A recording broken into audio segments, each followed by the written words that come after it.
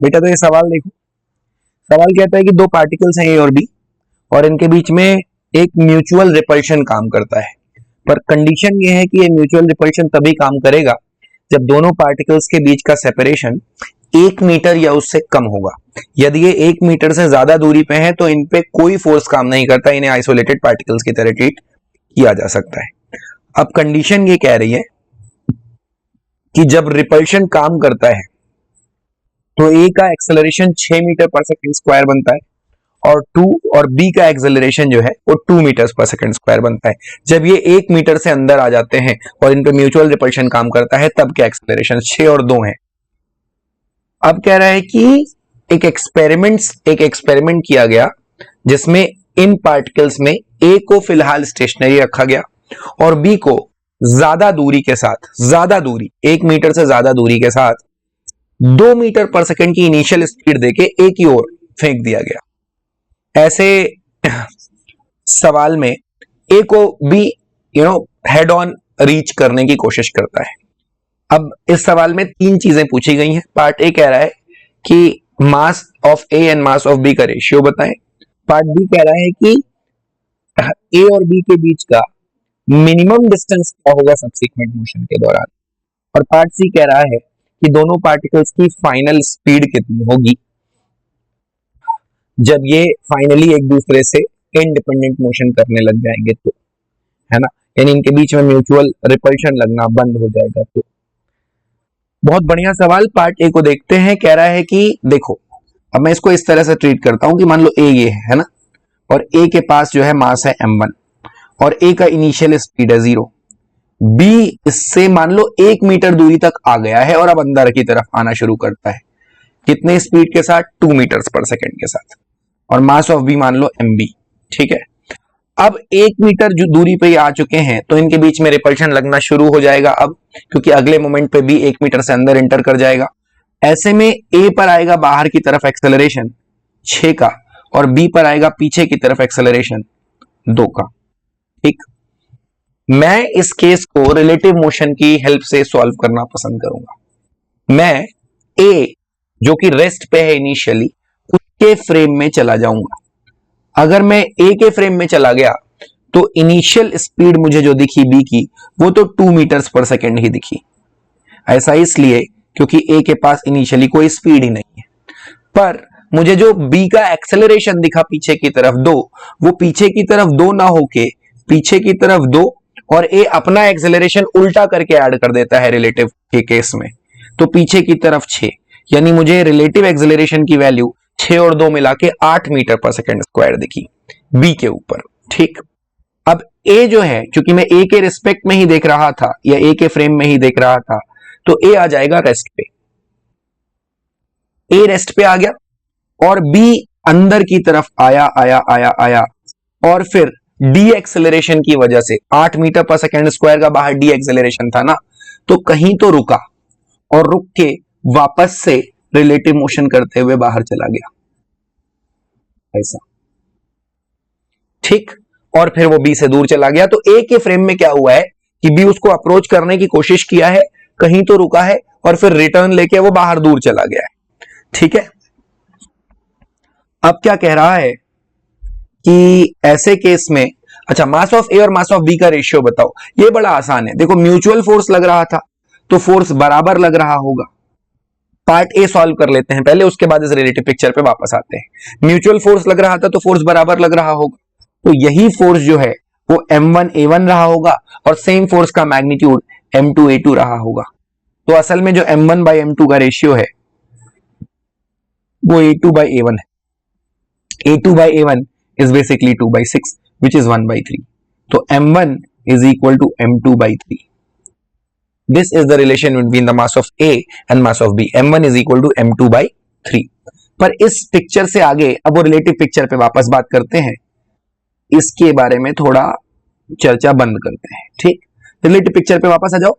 तो हमने ए के फ्रेम से देखा था कि बी अंदर आ रहा है, बी की इनिशियल स्पीड 2 है, रिलेटिव स्पीड, और वैसे ग्राउंड के रिस्पेक्ट में भी स्पीड 2 थी, पर वो पीछे की तरफ एक्सेलरेट हो रहा था 8 से। इस वजह से बी अंदर आते हुए रुकेगा और वापस जाएगा और वापस से इनिशियल पॉइंट पे पहुंचेगा, मतलब उतनी ही दूरी पे पहुंचेगा और फिर बाहर निकल जाएगा। राइट, अब चूंकि ये कांस्टेंट एक्सेलरेशन का केस है, इसीलिए जब बी बाहर जाने लगा तो बाहर जाते समय जब वो 1 मीटर दूरी पे पहुंचा वापस से, तो उसकी रिलेटिव स्पीड बाहर की तरफ 2 मीटर पर सेकेंड ही रही, वी रिलेटिव। ये बात नोट कर लो, बाद में जो है काम में आने वाली। अब मेरी बात प्लीज गौर से सुने। पार्ट 2 क्या था? Find the minimum distance between the particles in the subsequent motion. बहुत आसान है, बी जहां पे आके रुका है ना, वहां से ए की जो दूरी बची हुई है, यही दूरी पार्टिकल के बीच का मिनिमम सेपरेशन है। ठीक, क्योंकि ए तो चला ही नहीं था ए के पिक्चर में, ए के फ्रेम में, बी ही आया था और रुका था, तो बी जहां आके रुक के यूटर्न ले रहा है, वो दूरी जितनी ए से है, वो जो सेपरेशन है वही मिनिमम सेपरेशन है। अब वो सेपरेशन कितना है, तो बी कितना आके दूरी रुकेगा। अब आप यहां पे वी डैश को 0 मान लें, तो इसने रिलेटिव स्पीड 2 से शुरू किया था, तो आप लिखेंगे 0 square is equal to 2 square minus 2 into A relative की वैल्यू 8 इंटू टी। अच्छा 2as, तो t नहीं इंटू s, तो यहां पे आपका आ गया 4 इज इक्वल टू 16s, तो यहां पे s की वैल्यू आ गई 1/4 मीटर। यानी b कितना डिस्टेंस चल के रुकता है? 1/4 मीटर रिलेटिव डिस्टेंस चल के रुकता है। अगर b 1/4 मीटर रिलेटिव डिस्टेंस चल के रुकता है, तो a से b का कितना सेपरेशन बचा? तो इनिशियली वो स्टार्ट किया था 1 मीटर से 1/4 मीटर अंदर चला आया, तो 3/4 मीटर यानी 3/4 मीटर ये डिस्टेंस अभी भी बाकी रह गई है, और ये जो रिलेटिव डिस्टेंस बाकी रह गई है यही मिनिमम सेपरेशन है। यानी दोनों के बीच का मिनिमम सेपरेशन एस मिनिमम वो हो जाएगा 3/4 मीटर विच इज 0.75 मीटर्स। ठीक है, ये बात हो गई, ये हो गया पार्ट बी। अब पार्ट सी पे आते हैं। पार्ट सी अच्छा है। पार्ट सी कहता है, क्या कहता है? पार्ट सी को पढ़ लेते हैं एक बार। Find the velocities of the two particles finally. So what happens, देखो आपने क्या करना है, फाइनली मान लो कि ए जो है, फाइनली ऐसा मान लो कि ए जो है ग्राउंड के रिस्पेक्ट में v1 से बाहर भाग रहा है, और ऐसा मान लो कि b जो है वो ग्राउंड के रिस्पेक्ट में v2 से राइट साइड भाग रहा है, ऐसा मान लो। ठीक, तो देखो a के फ्रेम में क्या दिख रहा था, विद रिस्पेक्ट टू a हमें क्या दिख रहा था कि a रेस्ट पे है और b जो है वो अंदर आया, और फिर जब बाहर भागने लगा तो उसकी रिलेटिव स्पीड 2 मीटर पर सेकेंड। ऐसा हमें किसके फ्रेम से दिख रहा था? ए के फ्रेम से। ए के फ्रेम से हमें फाइनल पिक्चर ऐसी दिख रही थी कि जब बी बाहर भागने लगा है, तो जब वो वापस से 1 मीटर दूरी पे पहुंचा है ए से बाहर भागते हुए, तो उसकी बाहर की तरफ रिलेटिव स्पीड 2 मीटर पर सेकेंड है। अब फाइनल पिक्चर अगर एक्चुअली देखें तो हमने वी की स्पीड बाहर की तरफ कितनी मानी है ग्राउंड के रेस्पेक्ट में? v1। तो अगर मैं ए से अब वापस बी को देखूंगा तो v1 उल्टा होके ऐड होगा, और उल्टा होके ऐड होगा तो जो v फाइनल का रिलेटिव वैल्यू बनेगा वो v2 प्लस v1 बनेगा बाहर की तरफ, और ये वैल्यू जो v रिलेटिव है ये इससे 2 से मैच करनी चाहिए, क्योंकि रिलेटिव पिक्चर में वो 2 मीटर पर सेकंड से इंटर करता है रीजन में, और 2 मीटर पर सेकंड से ही निकलता है। तो जो ग्राउंड के रिस्पेक्ट में फाइनल पिक्चर मानी गई है, उसमें भी जब मैं रिलेटिव फ्रेम वाला लॉजिक लगाऊंगा तो मुझे फाइनल रिलेटिव वेलोसिटी 2 के बराबर ही दिखनी चाहिए। तो v1 प्लस v2 की वैल्यू कितनी हो गई? 2 मीटर पर सेकेंड। एक और इक्वेशन चाहिए v1 और v2 को सॉल्व करने के लिए। एक और इक्वेशन सुनिए, जब पार्टिकल b जिसका मास m3m मान लेगा, हाँ m1 बाई m2 का रेशियो था 1:3, तो पार्टिकल a को m मान लेते हैं और पार्टिकल b को 3m मान लेते हैं, तो 1:3 का रेशियो बन जाएगा। जब ये अंदर घुसा था तो इसकी ग्राउंड के रिस्पेक्ट में 2 मीटर पर सेकेंड की स्पीड थी। तो बेसिकली पूरे सिस्टम का जो इनिशियल मोमेंटम था वो 3m इंटू 2 यानी 6m था, पूरे सिस्टम का ए और बी का मिला के। ठीक, अब पूरे प्रोसेस के दौरान जो भी हुआ है वो म्यूचुअल इंटरेक्शन से हुआ है, और म्यूचुअल इंटरेक्शन से होने की वजह से जो पूरे सिस्टम पे नेट फोर्स है वो 0 है, और अगर पूरे सिस्टम पे नेट फोर्स 0 होता है तो पूरे सिस्टम का लीनियर मोमेंटम कंजर्व होता है। तो ए और बी का कंबाइंड लीनियर मोमेंटम 6m ही निकलेगा। तो जो आपने फाइनल पिक्चर मानी है ना कि m जा रहा है v1 से बाहर और 3m जा रहा है v2 से राइटवर्ड, इसका जो लेफ्ट डायरेक्शन में टोटल मोमेंटम कंट्रीब्यूशन है वो कितना है? mv1 माइनस 3mv2, और ये जो फाइनल मोमेंटम कंट्रीब्यूशन है ये 6m के बराबर होना पड़ेगा। m से m कट गया, तो यहां से v1 माइनस 3v2 की वैल्यू 6 आ गई।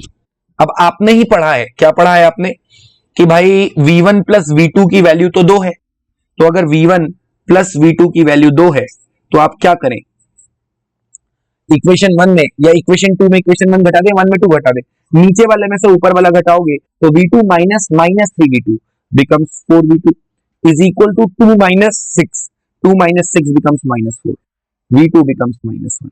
यानी जो हमने फाइनली B को बाहर 1 से जाता माना है, वो फाइनली B लेफ्टवर्ड 1 मीटर पर सेकंड से जा रहा है। At the same time V1 कितना आया, V1 is equal to 6 plus 3V2, 6 plus 3V2 और V2 की वैल्यू -1, तो V1 की वैल्यू आई 3 मीटर पर सेकंड। मतलब फाइनली जो A है वो 3 मीटर पर सेकंड से लेफ्टवर्ड भाग रहा है और जो B है वो -1 से राइटवर्ड भाग रहा है। इसका भी मतलब है कि वो 1 मीटर पर सेकंड से लेफ्टवर्ड भाग रहा है। This is the final speed of the particle. That's how you solve part A, B and C।